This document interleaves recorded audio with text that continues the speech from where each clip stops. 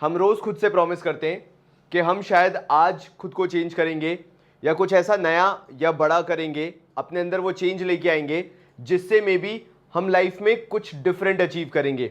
You know, if you will not bring the change, अगर तुम वो अपने अंदर चेंज आज लेके नहीं आए तो तुम एक्सपेक्ट मत करो कि तुम्हारे मार्क्स भी चेंज होंगे।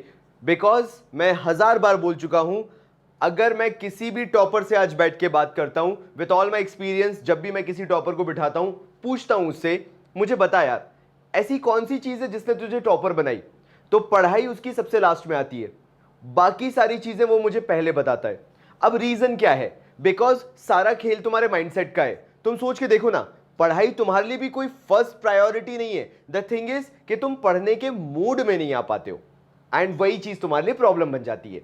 तो आखिर वो ऐसी 5 चीजें टॉपर्स क्या कर रहे हैं जो शायद तुम नहीं कर रहे हो, और तुम्हें जानना जरूरी है, क्योंकि अगर टॉपर्स का बिहेवियर तुमने पढ़ लिया, पैटर्न पढ़ लिया, तो तुम भी शायद वो करने की कोशिश कर सकते हो।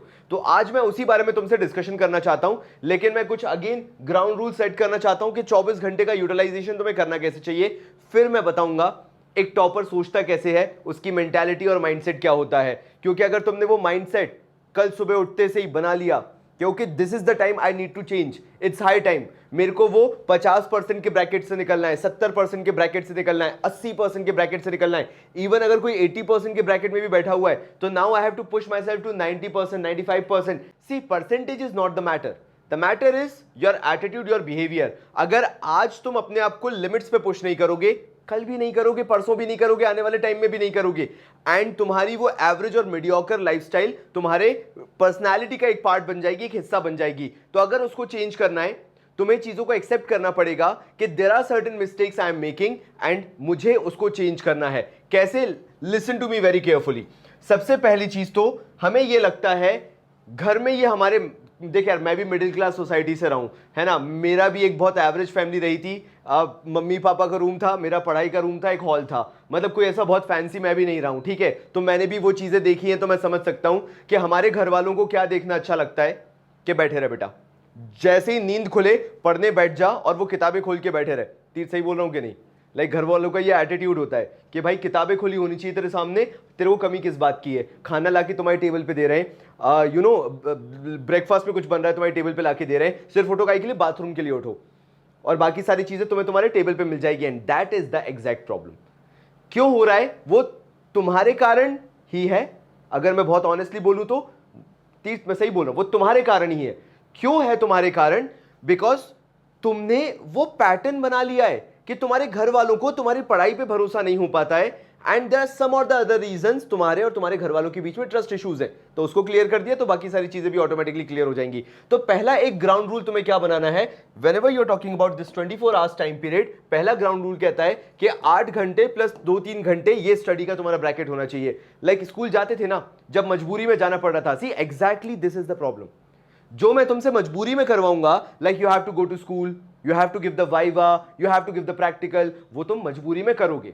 बट अगर मैं तुमसे बोलूं यू आर इंडिपेंडेंट, अब तुम्हें करना है तुम्हारी लाइफ के लिए, तुम्हें डिसीजंस लेने हैं, एग्जैक्टली उसी पॉइंट पे तुम काम करना बंद कर दोगे, तुम्हारा दिमाग काम करना बंद कर देगा and you will start getting lazy. वही तो चेंज करना है ना। तो तुम्हें क्या करना पड़ेगा?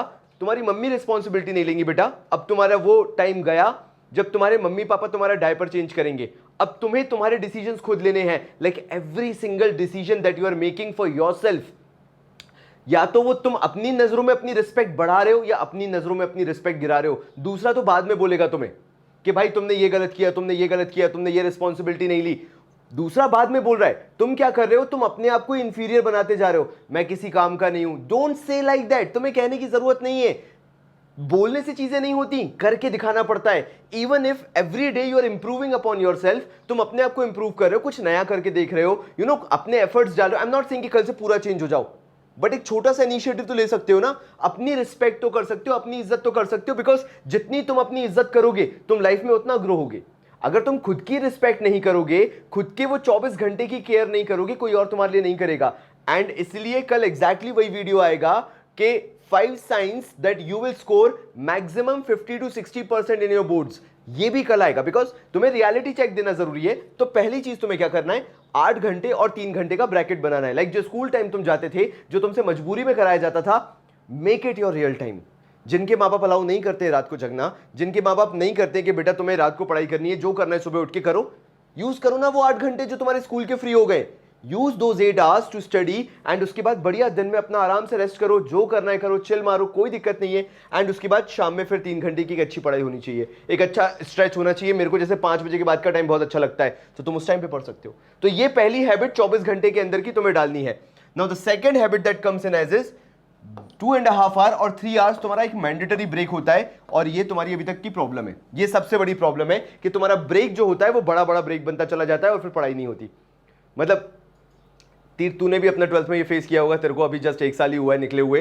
एंड होता क्या है कि जब हम ब्रेक लेते हैं तो फिर वो ब्रेक बढ़ते ही चला जाता है। लाइक कोई दोस्त आ गया मिलने, चले गए, again disrespecting your own life. तुम अपनी लाइफ को डिसरेस्पेक्ट कर रहे हो ये सोचते हुए कि ठीक है ना यार, मेरा दोस्त भी कौन सा रोज रोज मिलने आता है। तो तुम्हारा करियर कौन सा रोज रोज बनता है बेटा, कौन सा तुम्हारा रोज रोज बनता है। लाइफ में कुछ ऐसे पिन पॉइंट्स आते हैं जहां लाइफ डिमांड करती है कि you need to sacrifice everything, तब जाके वो चीजें तुम्हें मिलती है। Why not everyone is rich, हर किसी के पास पैसा क्यों नहीं है, हर कोई मजबूर क्यों दिखता है? बिकॉज हर इंसान सेक्रीफाइस नहीं कर पाता है, बलिदान नहीं कर पाता है। शूरवीरों की कहानियां किन की सुनते हो? जिन्होंने लाइफ में बलिदान दिया, अपनी जान की कुर्बानी दी। भगत सिंह आज मेरे आइडल क्यों हैं? कुर्बानी दी, उन्होंने देश के लिए कुर्बानी दी। तो जब तक तुम वो चीज नहीं निकालोगे ना कि सेक्रीफाइस आना चाहिए लाइफ में, तब तक नहीं होगी कोई भी चीज।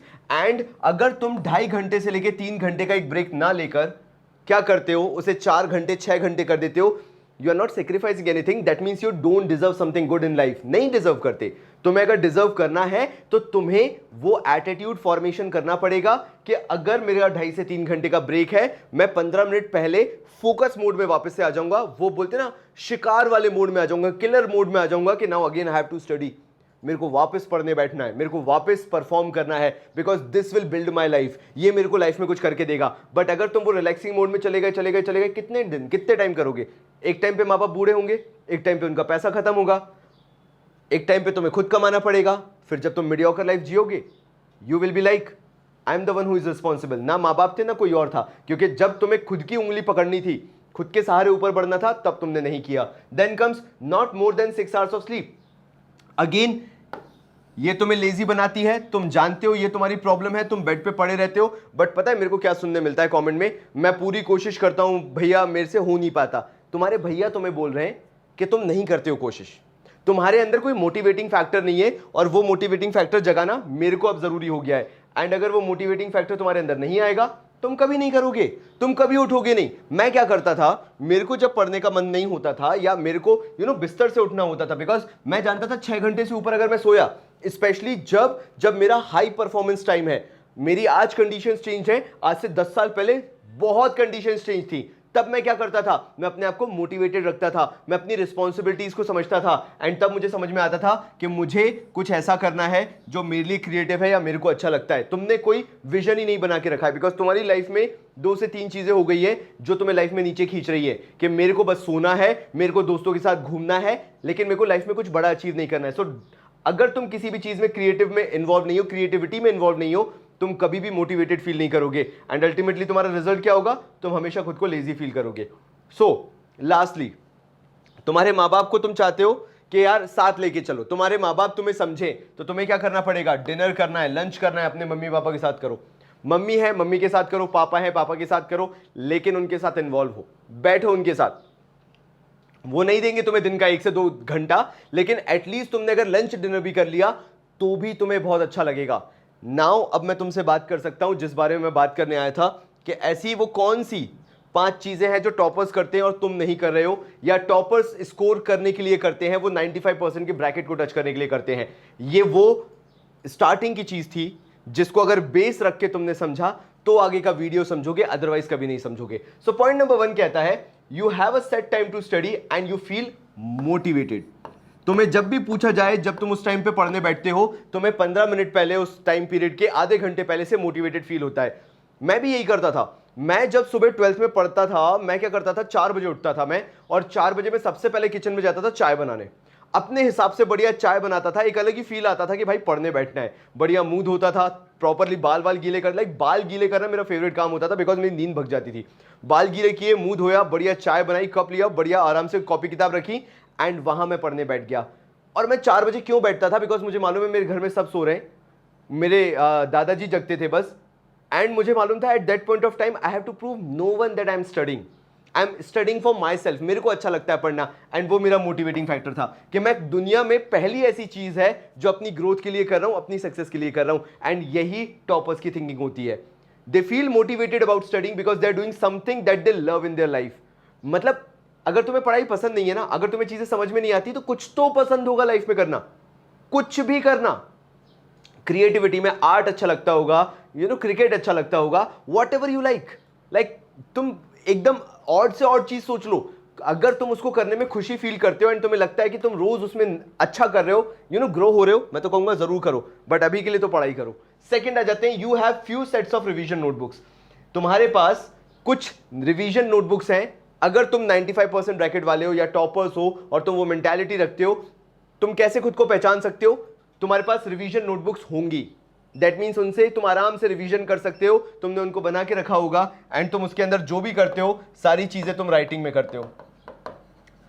तुम्हारा वो एटीट्यूड फॉर्म हो चुका है कि तुम्हें कोई भी चीज ओरली नहीं करनी है, और वो टॉपर की मेंटालिटी होती है, like what ever I am doing today should be recorded somewhere, कहीं ना कहीं रिकॉर्ड होना चाहिए। एंड तुम्हें कैसे पता चलेगा? वो रिटन हैबिट बहुत मैटर करती है। ये टॉपर्स ऐसा क्यों करते हैं? बिकॉज इवन अगर तुम गूगल पे भी कोई चीज सर्च करते हो तो वो तुम्हारी इंफॉर्मेशन सेव कर लेता है। तुमने कोई अगर न्यूज देखी तो भी वो सेव्ड होती है, उसी की तरह की तुम्हें और न्यूज़ेस पता चलती है। दैट मींस एक चीज तो पता चलता है कि data saving is important, and toppers की सोच वहीं जाती है, डेटा को सेव करना, कहीं जमा करना। और वो जमा कहां करके रखते हैं? रिवीजन नोटबुक्स में। अगर तुम टॉपर हो तो तुम ये करते होगे, कमेंट कर देना, मुझे बता देना। If you are a topper you will be doing that thing. Then your focus still is concept building and going in depth with the topics. अगर तुम टॉपर हो, अगर तुम 95% स्कोर करने वाले हो, तो तुम ये चीज जरूर कर रहे होगे, लाइक तीनों चीजें कर रहे होगे। मैं प्रीवियस चले जाता हूं। पहली चीज तुम क्या कर रहे होगे? तुम्हारा एक टाइम होगा स्टडी का एंड तुम मोटिवेटेड फील कर रहे होगे, और ये साइन है कि तुम टर्म 2 में टॉप करोगे। सेकंड तुम्हारे पास फैक्टर है कि तुम्हारे पास रिवीजन नोटबुक्स होंगी, जिसमें तुम डेली जब भी रिवीजन करते होगे, रिटन में करते होगे, चाहे थ्योरी सब्जेक्ट हो चाहे प्रैक्टिकल सब्जेक्ट हो, तुम टर्म 2 में टॉप करोगे। देन तुम्हारा फोकस अभी भी कॉन्सेप्ट बिल्डिंग है, तुम अभी भी इन डेप्थ जा रहे हो टॉपिक्स के साथ, तो तुम टर्म 2 में टॉप करोगे, नो मैटर व्हाट, तुम बिल्कुल सही रास्ते पे जा रहे हो। Then you have kept sample papers for the last. तुमने अभी तक सैंपल पेपर सॉल्व करना चालू नहीं किया, बिकॉज लॉजिकली देखा जाए तो तुम्हारे प्री बोर्ड्स हो रहे थे, तुम्हारे इंटरनल एग्जाम्स हो रहे थे, एंड तुम अगर उसके साथ सैंपल पेपर्स कर रहे थे तो तुम अपने लिए गलत कर रहे थे। So there was no logic of doing sample papers before this time period for term 2। इस टाइम पीरियड से करने से पहले का कोई लॉजिक नहीं था, because you were having those pre board papers, you were having 1 और 2 और 3 pre board papers, internal test और न जाने क्या क्या। तो तुम उस टाइम पे सैंपल पेपर कर ही क्यों रहे थे? मतलब सोच के देखो ना, जब तक तुम्हें ड्राइविंग पूरी नहीं आती, why you will purchase a new bike और new car and you will start driving till the point you are not perfect. तुम जब तक परफेक्ट नहीं हो तब तक नई कार खरीद के क्यों उसको ठोकना चाहोगे, क्यों उसको भेड़ना चाहोगे? Exactly that is my point. तो जो टॉपर्स होते हैं, तुम कैसे पहचानोगे कि तुम टॉपर हो? कि तुमने अभी तक सैंपल पेपर्स को इतना इंपॉर्टेंस नहीं दिया। हाँ, कभी कभार एक आध उठा के कर लिया हो तो कोई बुरी बात नहीं है, बट तुम अभी इंपॉर्टेंस दे रहे थे कॉन्सेप्ट बिल्डिंग को, एंड तुमने सैंपल पेपर्स लास्ट के लिए रखे थे कि जब भी एग्जाम्स होंगे उससे पहले मैं एक बार सॉल्व करके देख लूंगा, बिकॉज ऑलरेडी मेरे स्कूल के पेपर्स हो रहे थे, मैं उसमें पेपर्स तो कर ही रहा था। एंड उसके बाद आ जाते हैं लास्ट में, तुम मेरा इंतजार कर रहे हो, मैं मीम बनूंगा सीरीज का इंतजार कर रहे हो, तुम उससे अपना पूरा तैयारी करोगे, अगर तैयारी करनी है, रिवीजन करोगे। अगर तुम्हें क्वालिटी पता है, तुमने पहले के 20 डेज प्लेज देखे हुए हैं, यू नो कि इसका बेस क्या होता है और कितना बड़ा होता है। So you have to understand कि तुम एमएमबी सीरीज देखोगे तो तुम टॉपर बनोगे यार। सैंपल पेपर्स तुम सॉल्व करोगे जो मैं दूंगा, और लास्टली गेस्ट पेपर्स तुम जरूर सॉल्व करके जाओगे to get a test of the pattern of paper that will be asked in board exams. क्या ही बुरा हो जाए अगर तुम्हें एक दिन पहले पता चल जाए कि सेम पैटर्न का पेपर कल आने वाला है, तो क्या दिक्कत है? यानी तुम गेस्ट पेपर सॉल्व करके जा रहे हो। ये बहुत इंपॉर्टेंट हो जाता है। अगर ये तीनों चीजें कर रहे हो तो तुम्हें टॉपर बनने से कोई नहीं रोक सकता। सी, ये पूरी नॉलेज जो इस वीडियो में मैंने दी, it was just for the fact check कि तुम फोकस्ड हो अपनी लाइफ में, और अगर फोकस्ड हो तो तुम्हें टॉपर बनने से कोई नहीं रोक सकता। लेकिन तुम्हें यह भी ग्राउंड चेक या रियलिटी चेक देना जरूरी है कि तुम्हारे 50-60% क्यों आएंगे, क्या तुम्हारी मेंटालिटी चल रही है। अगर तुम चाहते हो कि मैं उस पर भी वीडियो बनाऊं तो कमेंट करके जरूर बताना, सो दैट तुम अभी से अवेयर हो जाओ कि मुझे ये चीजें चेंज करनी है, बिकॉज ये मेंटालिटी हो सकता है मुझे रोक ले और मैं सिर्फ शायद 50-60% लेके आ पाऊं, उससे ज्यादा ना ला पाऊं, क्योंकि मुझे पता ही नहीं था मैं गलतियां क्या कर रहा था। तो वो चीज अगर तुम चाहते हो मुझे कमेंट में जरूर बताना। तब तक के लिए बहुत सारा प्यार और धन्यवाद।